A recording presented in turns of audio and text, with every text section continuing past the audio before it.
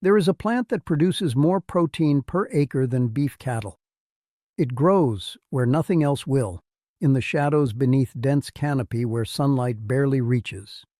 It fixes nitrogen from thin air, rebuilds exhausted soil, and feeds more people per square foot than almost any crop on Earth. For thousands of years, it sustained entire civilizations. Then, in the 20th century, governments worldwide began banning it. Not because it harmed people, because it freed them. A plant that grows without input, that spreads without permission, that nourishes without cost, cannot generate profit, and what cannot generate profit becomes a threat to those who control food. This is the story of the leaf that fed empires, survived attempts at extinction, and now hides in plain sight, waiting. Before we unlock this history, if knowledge like this matters to you, the way to protect it is simple. Subscribe, share this with someone who needs to remember, and stay until the end, because what they buried might be exactly what we need now. The archive opens in the highlands of Papua New Guinea, 15,000 years ago. Archaeological sites reveal something extraordinary. Drainage channels carved into swampland, raised beds designed for flooding, and evidence of deliberate cultivation older than wheat, older than rice, older than any grain we consider foundational. The crop they grew was not a seed. It was a leaf. Rungu, they called it. The Romans would later name it Moringa oleifera, but in Papua it had dozens of names, each describing a different use. The leaf that never dies, the medicine tree, the mother's helper. It grows fast, impossibly fast. A cutting stuck in dirt becomes a tree in months. In 1 year, it reaches 12 feet. The leaves are feather-like, compound, dozens of tiny leaflets on each stem. You harvest by cutting branches. Within weeks, new growth explodes from every cut. One tree produces continuously for decades, but the leaves are not ordinary. Gram for gram, they contain more protein than beef, more calcium than milk, more iron than spinach, more vitamin A than carrots, more vitamin C than oranges. This is not folklore. This is measured, verified, undeniable. 100 grams of fresh moringa leaves contain 9 grams of protein. Beef contains 26 grams, but you cannot grow beef in shade. You cannot grow beef without vast land, water, and grain. Moringa requires none of that. It grows in marginal soil, in drought, in heat that kills other crops. And per acre, the protein yield surpasses cattle by orders of magnitude. 1 hectare of moringa produces thousands of kilograms of edible leaf. 1 hectare of pasture produces perhaps 200 kilograms of beef, maybe less. The math is brutal and clear. We feed the most expensive, resource-intensive protein to the wealthy, while the most efficient protein is called primitive. In ancient India, moringa appears in Ayurvedic texts written 3,000 years ago.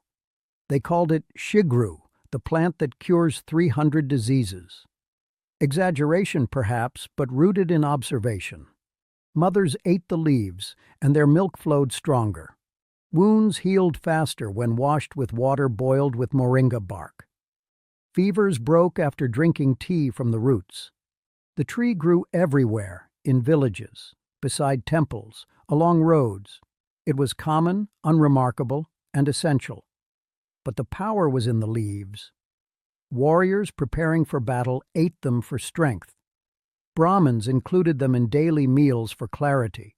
The poor survived famines by stripping every leaf from wild moringa, and the trees never died. Cut to stumps, they regrew. Burned in wars, they sprouted. Drought turned everything brown except moringa, which stayed green, defiant.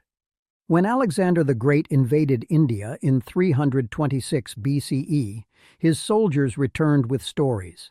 A tree whose leaves gave strength, whose roots purified poison water, whose seeds produced oil that never spoiled.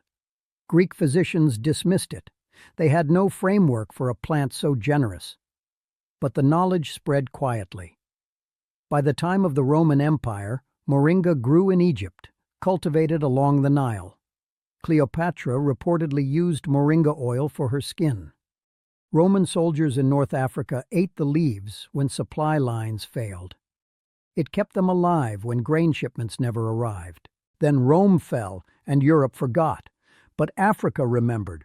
Moringa spread across the Sahel, that fragile band between desert and savanna.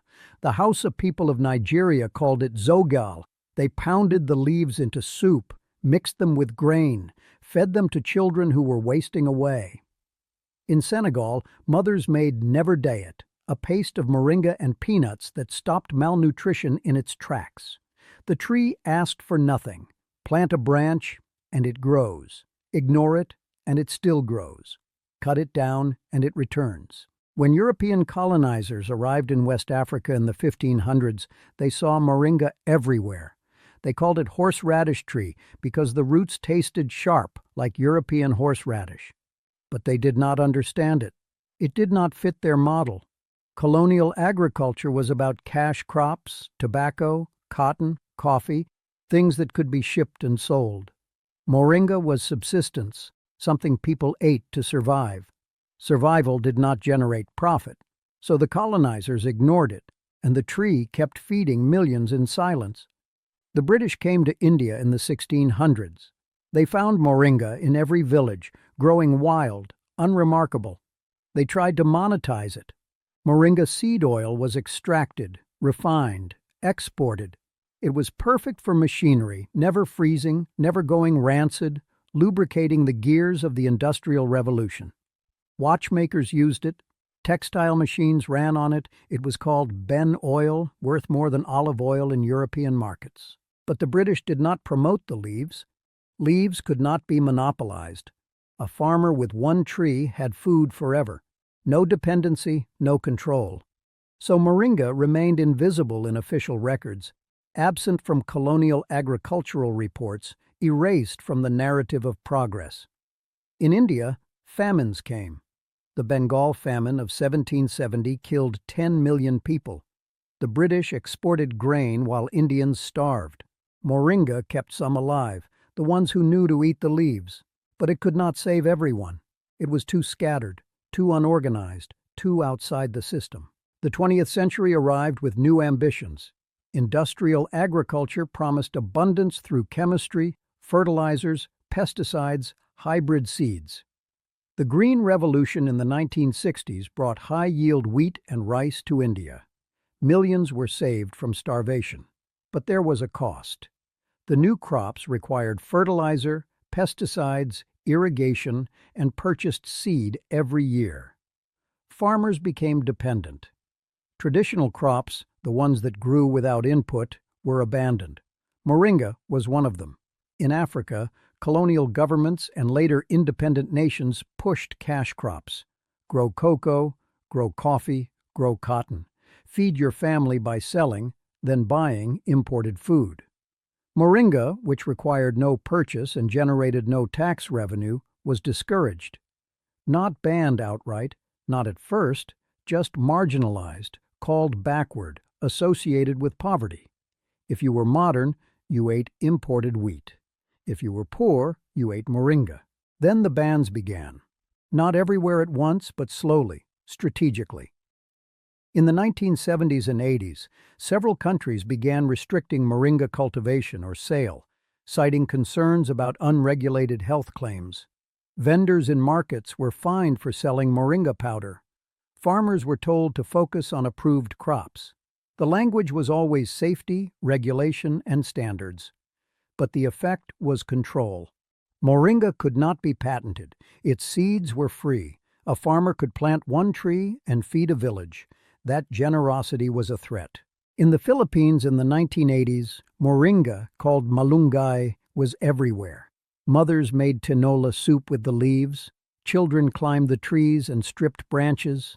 It was free food, and nutrition surveys showed communities eating malunggay had lower malnutrition rates. Then development agencies arrived. They promoted hybrid vegetables, commercial fertilizers, modern techniques. Moringa was not mentioned. Funding went to crops that required purchased inputs. Slowly, moringa trees were cut down to make room for export crops. No law banned it, but the economic pressure was the same. In parts of Africa during the 1990s, NGOs arrived with food aid, imported grain, and milk powder.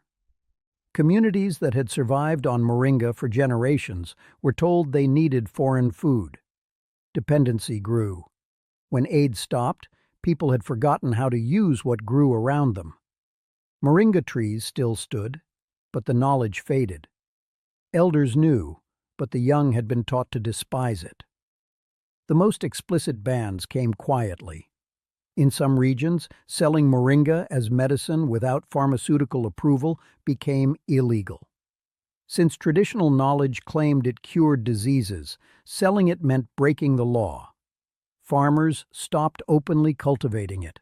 It retreated to backyards, hidden corners, and wild spaces, not extinct but invisible. Why? The answer is in the numbers. Moringa leaves contain 27% protein by dry weight. Beef is 26%, but moringa grows in 90 days from a cutting. Cattle take years. Moringa needs minimal water. Cattle consume thousands of gallons.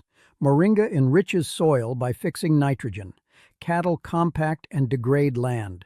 One moringa tree produces multiple kilograms of leaves per harvest, several harvests per year.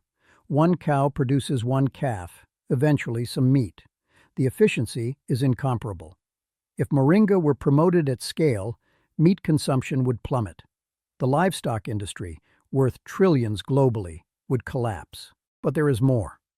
Moringa leaves contain all 9 essential amino acids: leucine, isoleucine, valine, lysine, methionine, phenylalanine, threonine, tryptophan, histidine. Complete protein, the kind only found in meat, eggs, and a few plants like quinoa and soy.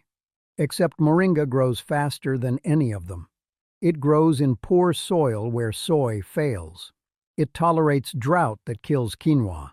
And it is perennial. Plant once, harvest for decades. The vitamin content is staggering. Vitamin A at 378 micrograms per 100 grams of fresh leaves. Vitamin C at 51 milligrams. Iron at 4 milligrams. Calcium at 185 milligrams. Potassium at 337 milligrams. These are not trace amounts. These are therapeutic levels. Children going blind from vitamin A deficiency recover eating moringa. Anemic mothers regain strength. The malnourished gain weight. Studies done in the 2000s confirmed it. In Senegal, children fed moringa leaf powder daily for 2 months gained significant weight and height compared to controls.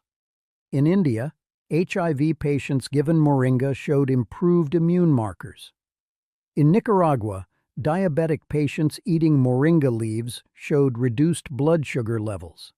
The science validated what grandmothers knew. But the science was published in obscure journals, ignored by mainstream nutrition, buried under research funded by pharmaceutical and agricultural corporations. Because moringa does something unforgivable. It makes people independent. A family with a moringa tree does not need to buy protein supplements, vitamin pills, or expensive superfoods. They do not need industrial agriculture. They do not need the system. And the system does not tolerate that. In the 2010s, a shift happened. The internet allowed information to spread outside official channels. Videos from the Philippines showed mothers making malunggay pandesal, moringa bread. Blogs from India shared drumstick curry recipes using the seed pods. In Africa, small NGOs began moringa reforestation projects, planting thousands of trees in villages. Farmers sold dried moringa powder online, bypassing traditional markets. The plant began to return, but the backlash came fast. Regulatory agencies in the US and Europe issued warnings. Moringa products were labeled as unapproved health supplements. Claims about nutrition were called misleading. Companies were fined. The message was clear. Moringa could be sold, but only as a niche superfood, expensive, processed, controlled. Not as a staple, not as liberation. In wealthy countries, moringa powder appeared in health food stores at $20 for a small bag, the same powder that cost pennies in Nigeria. The markup was obscene, but it kept moringa as a luxury, something for yoga studios and smoothie bars, not something that threatened the meat and dairy industries. Meanwhile, in the global south, moringa continued quietly feeding millions. Not celebrated, not funded, just persistent. In the Philippines, every barangay, every village had moringa trees. Women made tinola, and children ate the leaves without knowing they were consuming more protein than a steak. In India, drumstick sambar remained a staple in South Indian homes. Moringa pods cooked with lentils and tamarind, complete nutrition in one bowl. In sub-Saharan Africa, communities facing climate change turned back to moringa. Droughts killed maize. Wells dried up. But moringa survived. Its deep taproot reached water 10 meters down. Its leaves stayed green through months without rain. It became survival again, not nostalgia. Scientists studying climate adaptation began noticing. Moringa tolerated 48 degrees Celsius, heat that killed wheat. It survived 6 months of drought. It grew in sand, clay, and degraded soil. It required no fertilizer because it fixed nitrogen. It had no major pests. It was, in every measurable way, the perfect crop for a destabilizing climate. But agricultural policies still favored annuals, hybrid seeds, chemical inputs, crops that generated revenue for corporations. Moringa generated nothing but food. The protein question haunts industrial agriculture. 8 billion people need protein. Livestock consumes 30% of global grain production. Soy plantations destroy the Amazon. Fish stocks collapse. Lab-grown meat costs hundreds of dollars per kilogram. And moringa, producing more protein per acre than any of them, remains ignored. Not because it does not work, because it works too well. A hectare of moringa can yield up to 40 tons of fresh leaves per year in optimal conditions. That is 8 tons of dry matter. At 27% protein, that is over 2,000 kilograms of pure protein per hectare.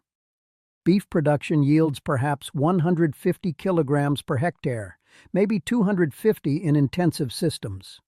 Moringa produces 10 times more protein using a fraction of the water and no chemical input.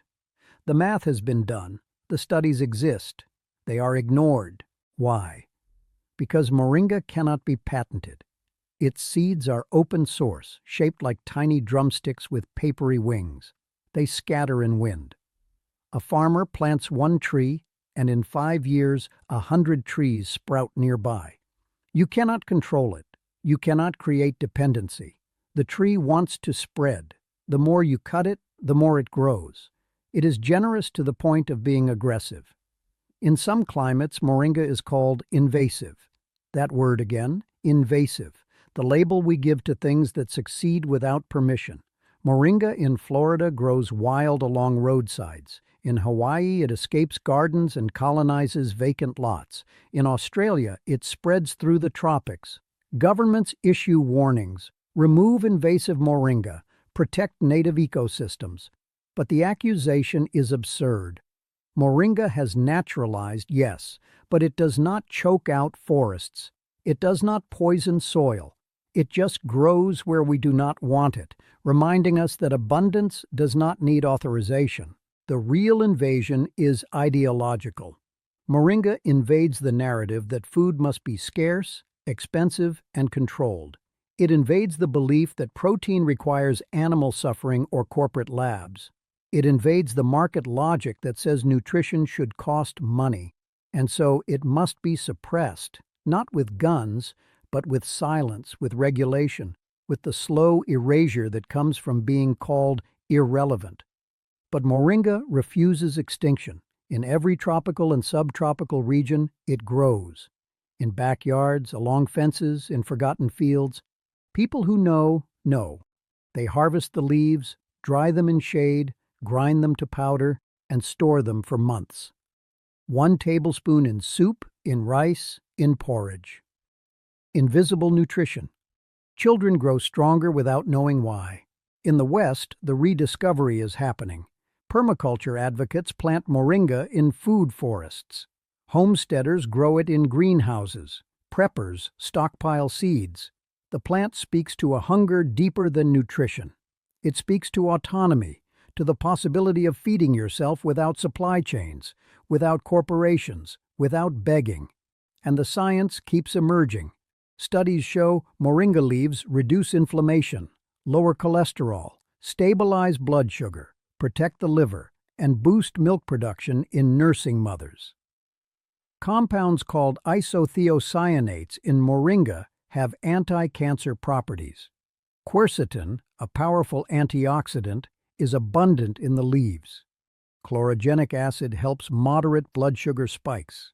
This is not mysticism. This is biochemistry. But every study concludes the same way. More research needed. Funding required. Clinical trials necessary. The bar for proof is set impossibly high for a plant, while pharmaceuticals with pages of side effects are approved routinely. The game is rigged. Moringa must prove itself beyond doubt, while synthesized drugs need only prove marginal efficacy. Still, the tree grows. In Tanzania, a project plants moringa in schools. Children eat the leaves daily. Test scores improve. Attendance rises. Teachers report fewer illnesses. The government does not scale the program. No funding. But the trees remain, and the children keep eating. In Haiti, after the earthquake in 2010, moringa became emergency food. Trees grew in rubble. Leaves were harvested and distributed.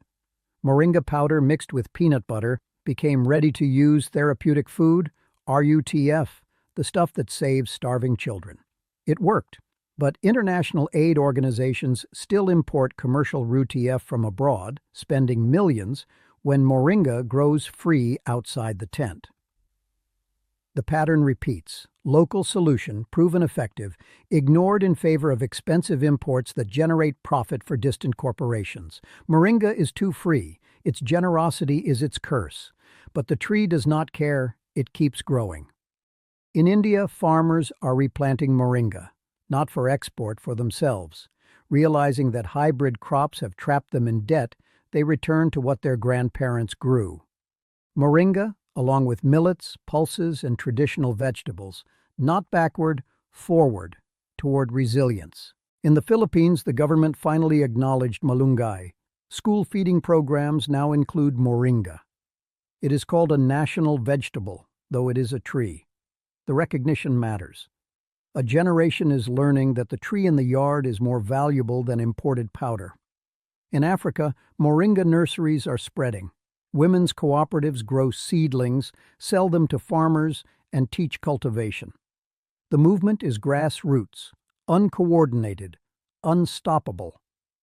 Because once people understand what moringa offers, they do not forget. The question remains, why was it made illegal or functionally illegal through regulation and marginalization? Because it threatens everything industrial food depends on. Moringa does not require pesticides. The agrochemical industry loses. It does not need fertilizer. Synthetic nitrogen manufacturers lose. It does not require annual seed purchases. Seed companies lose.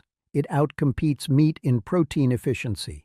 Livestock industries lose. It provides nutrition without pharmaceuticals. Supplement companies lose. It grows without permission. Governments lose control. The plant is a revolution disguised as a tree, and revolutions are always suppressed until they cannot be. Moringa survived because it is unkillable. You can cut it, burn it, and ignore it. It returns. The seeds stay viable for years. The roots resprout from fragments. The tree wants to live, and it wants you to live. Now, climate chaos is here. Droughts, floods, heat. The crops feeding billions were bred for stability. That stability is gone. Moringa was bred by nature for chaos. It thrives in heat. It survives drought. It grows in soil too poor for anything else. When the systems fail, and they will, moringa will still be there. Not because we saved it, because it saved itself, and it waits now for us to remember. The knowledge is not lost. It is latent, stored in the leaves, in the seeds, in the hands of grandmothers who never stopped growing it. If this opened your eyes, subscribe now. Hit the bell. Share this with someone who needs to know. Every share protects this knowledge. The next vault opens soon, and what we uncover might change everything you thought you knew about food.